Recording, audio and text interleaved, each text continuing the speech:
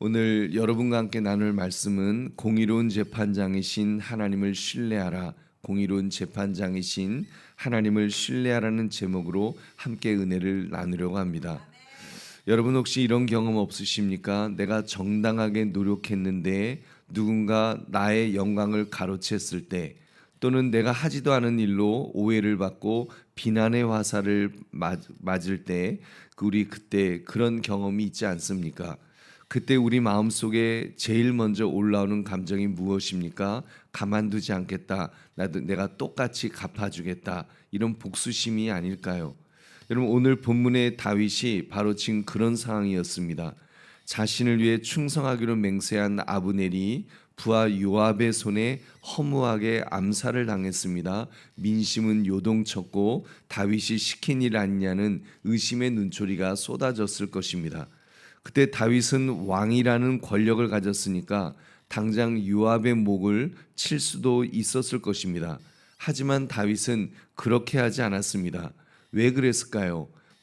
그렇게 하지 않은 건지 못한 것인지, 무능했기 때문에 그랬는지, 아니면 우리가 모르는 어떤 비밀이 있었던 것일까요?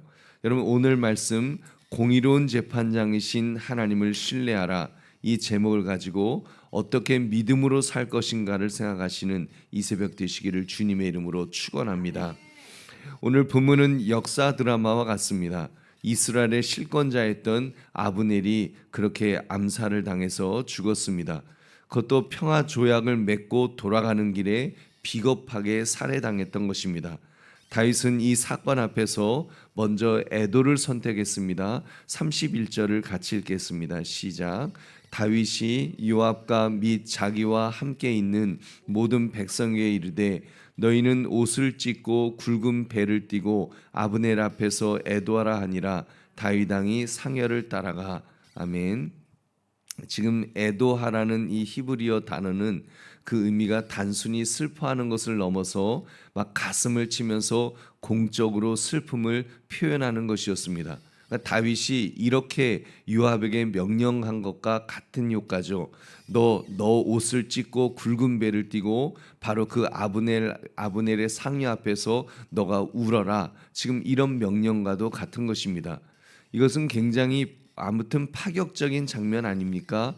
지금 요압이 가해자인데, 지금 가해자인 요압이 물론 자기 동생을 죽인 원수를 갚는다고 하는 그런 마음으로 이제 요압이 죽인 것이지만, 아무튼 가해자인 요압에게 피해자의 상여 앞에서 통곡하게 만든 것입니다.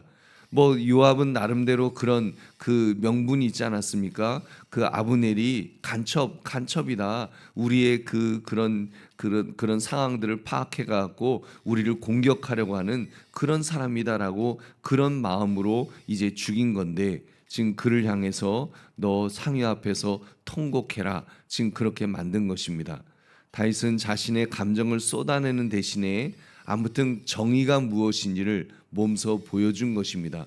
아무튼 아브넬의 그런 죽음 자체가 이거는 올바르지 않다 하는 것을 이렇게 선포한 것입니다. 보배는 성도님들, 이런 상황에서 세상은 너도 똑같이 갚아줘, 그래야 무시 안 당해, 이렇게 가르칠 수 있습니다. 이런 논리는 진리가 아닙니다. 정반대죠. 복수는 인간의 일이지만 원수 갚는 것은 하나님의 주권에 있는 줄로 믿습니다.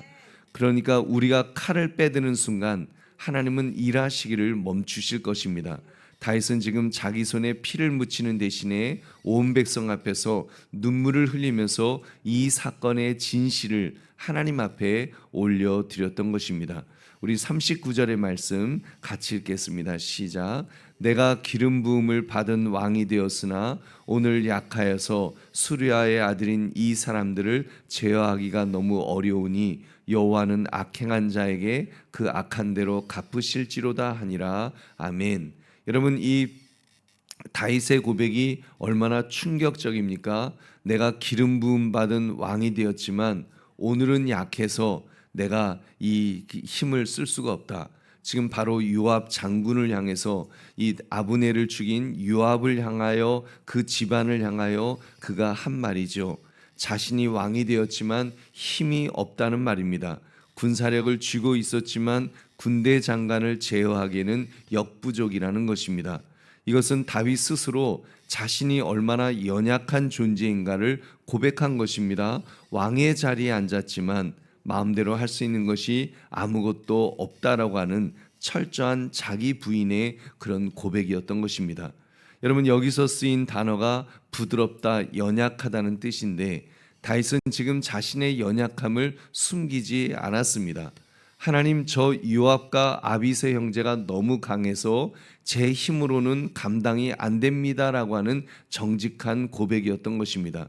우리 보배로운 성도님들, 여러분은 직장이나 학교 또는 관계 속에서 도저히 내 힘으로 어찌할 수 없는 그런 거대한 요압 같은 존재를 만나신 적이 있으십니까? 여러분, 그때가 바로 하나님이 일하실 때인 줄로 믿습니다. 내가 약함을 인정할 때 하나님의 강함이 나타날 줄로 믿습니다. 다윗은 자신의 무력을 고백하면서 재판의 지휘봉을 하나님께 넘겨드렸던 것입니다. 그렇습니다. 하나님의 재판석을 이렇게 내어드리는 것. 여러분, 이 다윗이 물론 자기가 뭐 어떻게 해서라도 하여튼 죽을 각오를 하고 그렇게 이제 그 복수를 자기 뜻을 어겼으니까 다윗 왕의 뜻을, 왕의 뜻을 어긴 그 부하, 그 신하니까 어떻게 해서라도 복수할 수도 있었을 텐데 지금 다윗은 그렇게 하지 않고 그 모든 것을 하나님께 내어드렸던 것입니다. 하나님이 재판석에 앉아 계시는데 여러분, 우리가 그럴 때 그 자리를 빼앗으려 할 필요가 없지 않습니까? 근데 우리는 그러죠. 그 자리를 어떻게 해서라도 빼앗고 내가 그 자리에 앉아서 내가 복수를 해야지 직성이 풀리는 그런 마음인데 여러분, 아무튼 이 다윗은 그렇게 하지 않았습니다. 아들에게 그 왕의 직을 물려주면서 아들에게까지 그 유언을 하면서 그는 그때까지 참고 또 참는 모습을 우리가 볼 수 있습니다. 여러분, 우리가 그렇게 볼 때 우리는 하나님을 바라보는 그런 믿음의 사람이 되어야 될 줄은 믿습니다.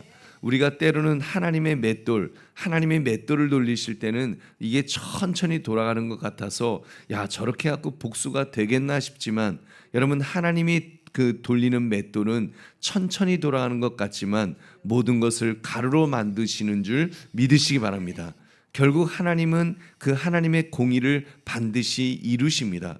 여러분, 그렇기 때문에 우리가 조바심에 인간적인 방법으로 복수하는 길을 택하기보다는 하나님께 내어 맡기시기를 주님의 이름으로 축원합니다. 다윗은 39절 하반절에서 강력하게 선포했습니다. 여호와는 악행한 자에게 그 악한 대로 갚으실지로다. 악한 대로 갚으실지로다. 여러분, 이 단어는 미알료 시제입니다. 하나님께서 반드시 지속적으로 그리고 완전하게 보응하실 것이라는 그 확신에 찬 선언이었습니다. 그렇습니다. 다윗은 정치적 해결보다 하나님의 공의로운 심판을 더 신뢰했습니다. 내가 심판자가 되면 나는 또 다른 가해자가 되겠지만 하나님을 심판자로 모시면 나는 의로운 증인이 될 줄로 믿습니다. 여러분, 결국 역사는 어떻게 되었습니까? 요압은 나중에 다윗의 아들 솔로몬 시대에 제단뿔을 잡고서도 이 심판을 면치 못했습니다. 하나님의 공의는 단 한 번도 오차를 범한 적이 없으신 줄 믿으시기 바랍니다. 우리 보배로운 성도님들, 그러므로 결단합시다. 우리 속에 정말 끓어오르는 분노의 칼이 있을 때 그때 그거 휘두르지 마십시오. 우리 칼집에 다시 넣으시기 바랍니다. 내가 보복하려고 할 때 여러분은 하나님의 자리를 찬탈하는, 우리는 하나님의 자리를 찬탈하는 교만을 범하는 것입니다. 내가 갚아주어야 속이 시원하겠다는 그 생각이 결국은 나의 영혼을 갉아먹게 될 것이라는 말입니다. 여러분, 그러므로 우리는 예수님을 바라봐야 합니다. 우리 주 예수 그리스도. 여러분, 예수님은 아무 죄 없이 정말 침뱉음을 당하시고 채찍에 맞으셨습니다. 십자가 위에서 내 손이 결박되지 않았다, 내가 내려가서 너희들 다 쓸어버리겠다라고 하셨어도, 그리고 실제로 쓸어버리셨어도 될 수 있는 분이셨습니다. 내가 그럴 권한이 없느냐? 예수님 분명히 말씀하십니다. 내가 권한이 없어서 그런 것이 아니다라고 말씀하시죠. 그리고 오히려 아버지여 저들의 죄를 사하여 주옵소서, 알지 못해서 그런다고 오히려 변호해 주셨던 그런 예수님이십니다. 그리고 모든 공의를 하나님께 맡기신 줄로 믿습니다. 그 무력해 보이는 죽음이 결국은 사단의 머리를 정말 가장 진짜 대적, 진짜 그런 죄악의 우두머리인 사단의 머리를 박살내고 우리를 구원하시는 위대한 승리를 이루신 줄로 믿습니다. 우리 보배는 성도님들, 세상의 영웅은 칼을 휘둘러 상대를 굴복시키지만 여러분, 하늘의 영웅은 무릎을 꿇어 하나님을 움직이게 하는 줄로 믿습니다. 여러분, 우리가 억울할 때가 있겠죠. 정말 잠이 안 올 때도 있겠죠. 그 문제를 이 새벽에 공의로운 재판장이신 우리 하나님께 맡겨드리는 그런 지혜로운 저와 여러분 되시기를 주님의 이름으로 축원합니다. 하나님, 나는 약합니다. 저 사람들을 제어하기가 너무 어렵습니다. 저 사람 제어하려다가 초가 상간 정말 그 집을 태운다는 말처럼, 여러분 그 벼룩 잡으려다가 그렇게 된다는 말처럼, 여러분 정말 우리가 너무 어렵습니다. 그러나 하나님은 강하시니까 하나님의 공의를 믿습니다라고 할 때 하나님은 가장 선한 방법으로 우리를 이끌어 주실 줄로 믿습니다. 여러분, 말씀을 맺습니다. 다윗이 아브넬의 죽음 앞에서 흘린 눈물은 패배의 눈물이 아니라 하나님의 주권을 인정하는 그런 신앙의 그런 눈물이었습니다. 그가 자신의 무능함을 인정했을 때 오히려 온 이스라엘 백성들이 다윗을 진정한 왕으로 그렇게 인정하기 시작했습니다. 통일 왕국을 이루는 기초를 그렇게 다져 나간 것입니다. 그렇습니다. 우리가 하나님께 맡길 때 여러분, 주변 사람들이 알게 될 것입니다. 아, 저 사람은 하나님이 함께 하시는 사람이구나. 적어도 다윗은 모든 사람들이 알게 되었습니다. 저 다윗은 하나님이 함께 하시는 사람이구나. 자기가 원수를 갚으려 하지 않고 정말 하나님께 맡길 때 하나님이 원수를 갚아주시는 그런 사람이구나. 그래서 여러분, 정말 다윗 왕조를 보시면 그 이후에도 다윗 왕조는 여러분 아무도 못 건드리지 않습니까?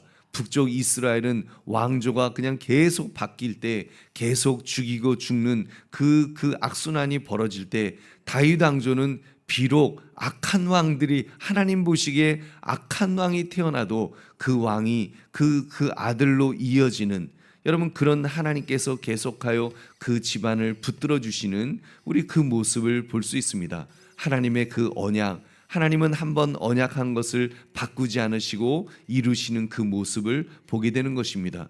여러분, 오늘 이 새벽 혹시라도 분노가 있다면 여러분 그 분노를 기도로 바꾸시기를 주의 이름으로 축원합니다.